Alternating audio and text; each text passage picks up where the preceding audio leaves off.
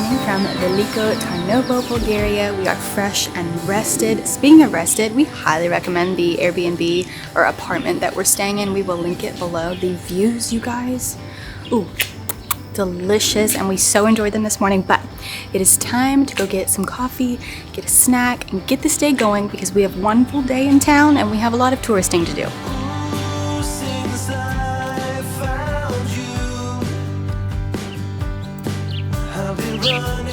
This town is so charming and so beautiful with traditional Bulgarian architecture. A lot of the buildings here and some of the streets are over 200 years old, y'all, and it is incredible. The street that we're staying on is at the top of the hill. You can see the fortress and everything in the valley and the rolling hills. It is beautiful.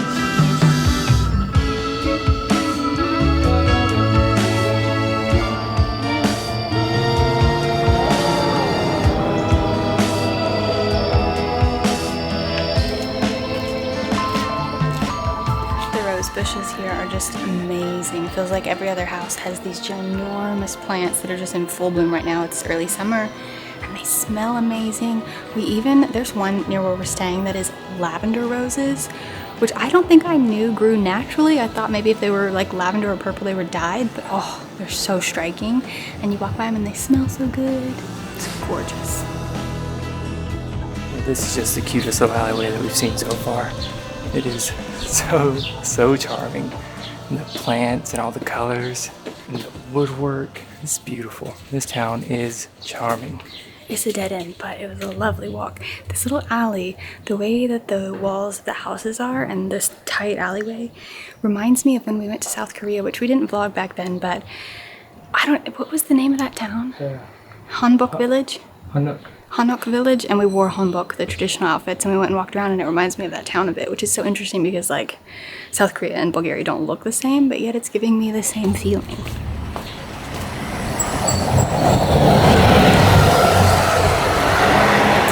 The artwork here in this town is so cool.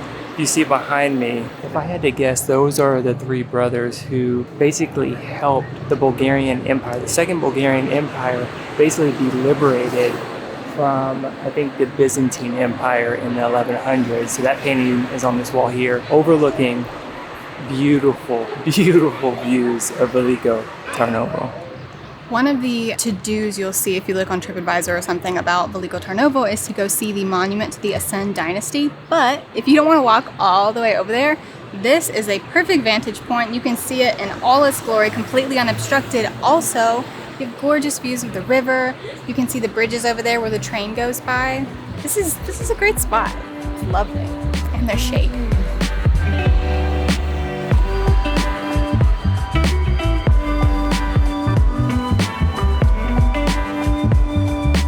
As you're walking through town, if you'll make your way down towards the river, there's going to be a street called General Gurko, G-U-R-K-O, and this is the street where you're going to find all the adorable, really old Bulgarian houses with beautiful architecture and roses, and it has a very lived-in vibe, but you're also kind of feeling like you could be a resident, kind of walking up and down the street, little peaks of the river here and there. It's very quiet, very peaceful.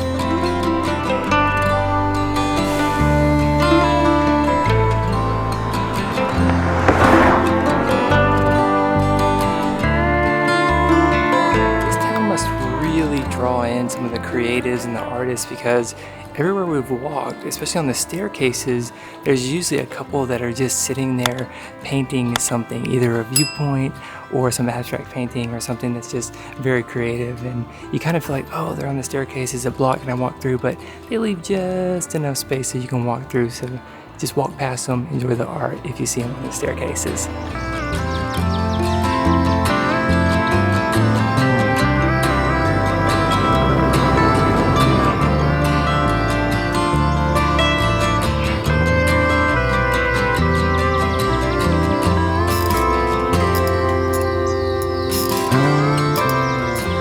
Left Gurko Street, we're heading to the little craft street where all the artisans make all their little goods. So first things first though, I'm gonna see if I can't find some coffee because I'm fading a little bit. I need a little bit more energy, y'all, because the hills here and the sun will take it out of you.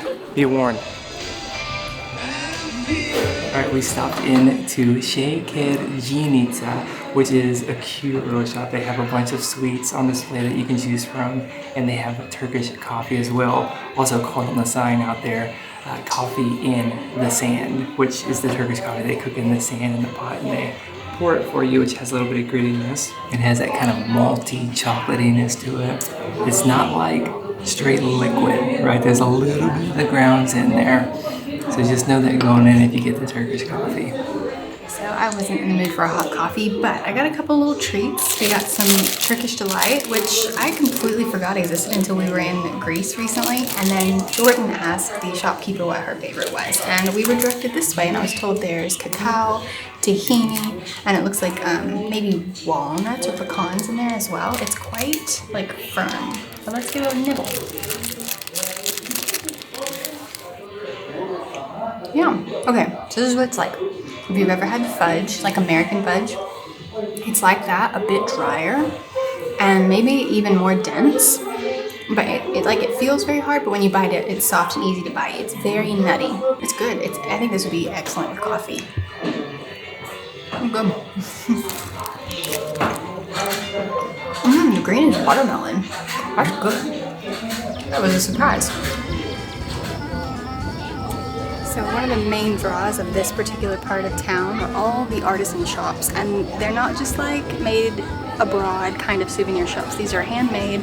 You can meet the people who are making them, and everything is beautiful. I've seen woodworking, leatherworking, silversmithing, lots of like art galleries and painting. It's so beautiful. I wish we had room in our suitcase. That was a little cheeky. I somehow convinced Jordan that it'll be no problem to buy something and ship it home, right? We'll see how much of a problem that is later. That's a problem for another day. We got to meet the woodworking artist. Her name is Rumiana Stoyanova. She gave us her card and she makes everything in there herself. Her working table is kind of in the middle so you can see different works in progress and the stains and the chisels, and everything's done by her, and she was so sweet. When we were checking out after I bought my piece, she gave me a little pamphlet about the history of this street and was talking about all the different artisans, and this one's woodworking, and literally across the street is a gorgeous leather shop and paintings. It's very charming. You could just bop around all day picking up souvenirs.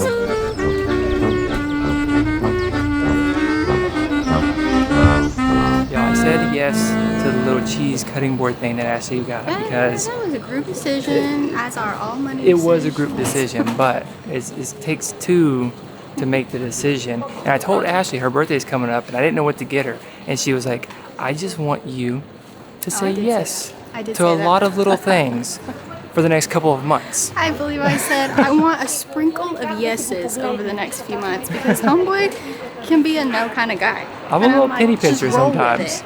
I'm a no man. I told her, yes, I will be a yes man. Even though it takes both of us to make the decision, but yes. Good job. Good job. We got a cool little cutting board thing.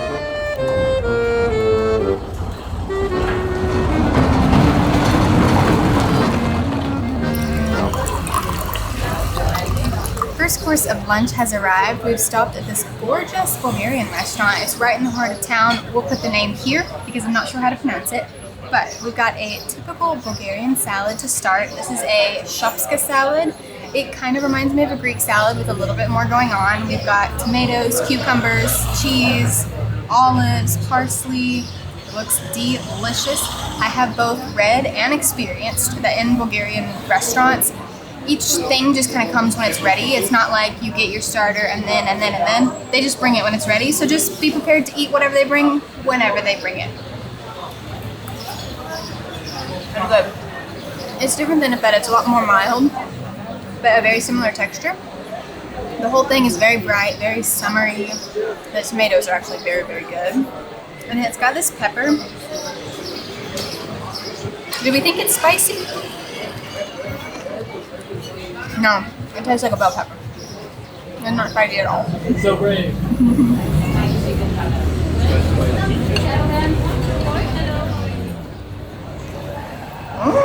Second course is here. The biggest bowl of potatoes I've ever seen. This is Patatnik.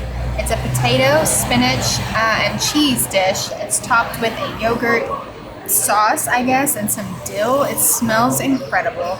We quickly learned that the portions are like ginormous, almost family size, so just order a few things and share. Here we go. Oh, it smells good.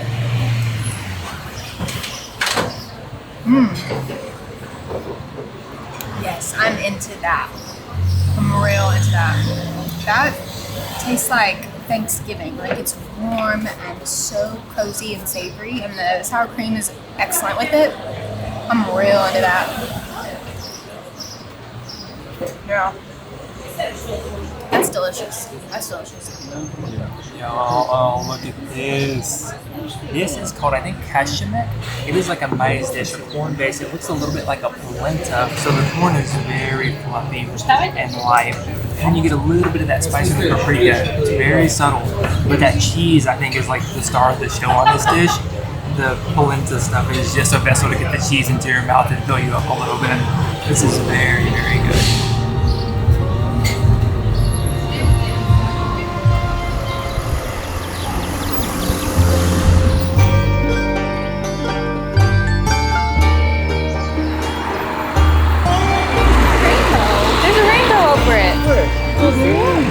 It's faint, but there's a rainbow over the fortress. Alright, yeah, we're back out again for some exploring. We're heading to the main fortress to go check that out, and then we'll check out one of the cathedrals here as well. Yeah, we had to take a break because one, we were tired from walking up and down all the hills, but also the sun was super hot as it was beaming down on you. And already we're in a lot more luck because it is a lot cooler right now. It's about a little after 5 p.m. and I think the fortress closes at 7 p.m. So we'll have almost a couple hours to explore it.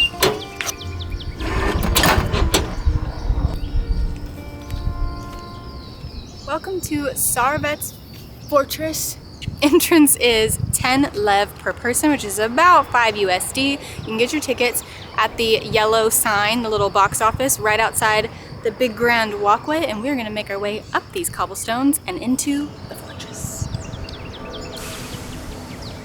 So there's a long walkway to get from the entrance all the way to the top of the hill where the fortress is located. And you really get the sense of like importance of this place. At one end, down at the far end, there's a church which basically forms a straight line into the fortress and the walkway that we're on right now. Looking at it, the castle walls are built up all along the hill. And from what I understand, this was like one of the most impenetrable fortresses in Bulgaria, or probably in the whole region at the time because of its placement on the hill and the valleys below and the river system. And you can really see why when you walk up through here. Things to note for your trip to the fortress. 1, you need to wear some solid shoes, as with the entire town. Cobblestones, gravel, stairs. It is not like wheelchair or limited mobility accessible in the slightest, so you need to be ready to climb a little bit. Nextly, it's so quiet. There's hardly anybody here. It is June 1st today. We are definitely in the summer season, and while in town there's definitely lots of tourists, there was like a whole charter bus full of what appeared to be British retirees. Just tons of them everywhere, but you get like 1 block away from the main street and it's so quiet. And I think we've seen 4 other human beings here in the fortress right now. So we've been reading a lot about this idea of like revenge travel. You know, post-pandemic, people are like, I didn't get to travel all this time, I'm going to this summer. And in places like Italy, like it's just crazy and swamps. But here in Eastern Europe, that hasn't really reached here in the same way. It doesn't feel crazy. It doesn't feel overly crowded, even in the busiest parts of town. It's very quiet. So maybe jump on that before the secret's out.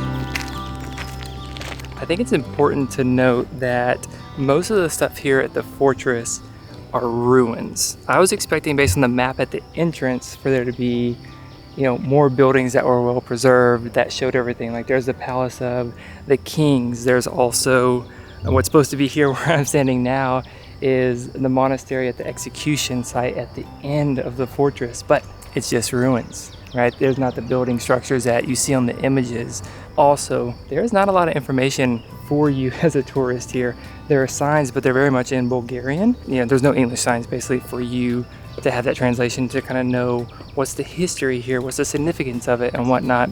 And we tried using our Google Translate that we downloaded from Bulgarian to English, but it's timing out every time. It won't translate any of the information for us. So if you come here and you really want to get the in-depth significance of this place and some of the history while you're here, I think I would definitely recommend a guide if that's your thing. If not, you can maybe find some info online before you come here then explore it and check it out. But the views while you're out here are incredible, with the mountains and the valleys and the city off in the distance. An extra special addition to your trip to Veliko Tarnovo would be the light show. It's actually pretty famous here. These big old box lights that have all kinds of colors on them cast a beautiful light show onto the fortress and I think surrounding areas.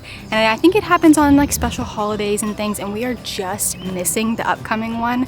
I think it happens like 2 days after we leave, but we didn't know it existed until we came here. But if you are looking to come, maybe look up when the next light show is. It's supposed to be spectacular. Much of it is ruins and there isn't much to see. Some parts have been rebuilt, including the main part right here, which is called the Patriot Ensemble. It's a beautiful building, finally like something to look at with details and intricacies and decoration. It's very pleasing after what felt like a bunch of piles of rocks. Let's go see it.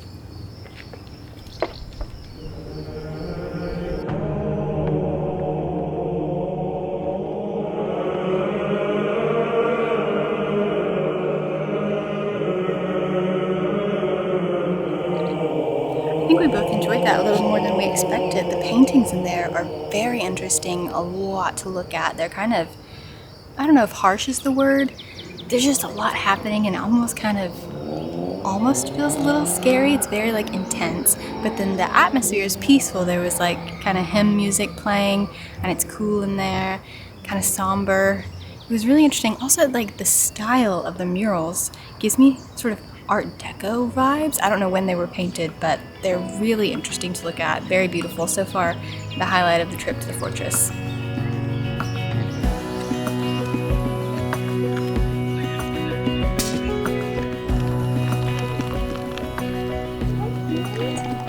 What's it doing? What's it doing?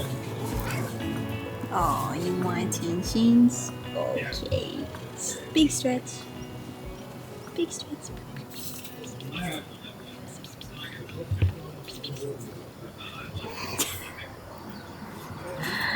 I think it wants to be pet. I just sanitized my hands. I'm about ready to eat this garlic bread.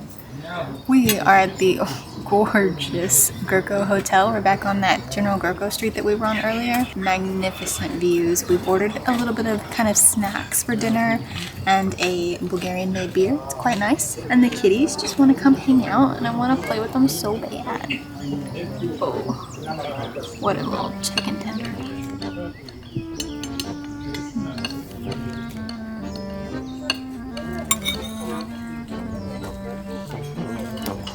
Y'all, this food is delicious here.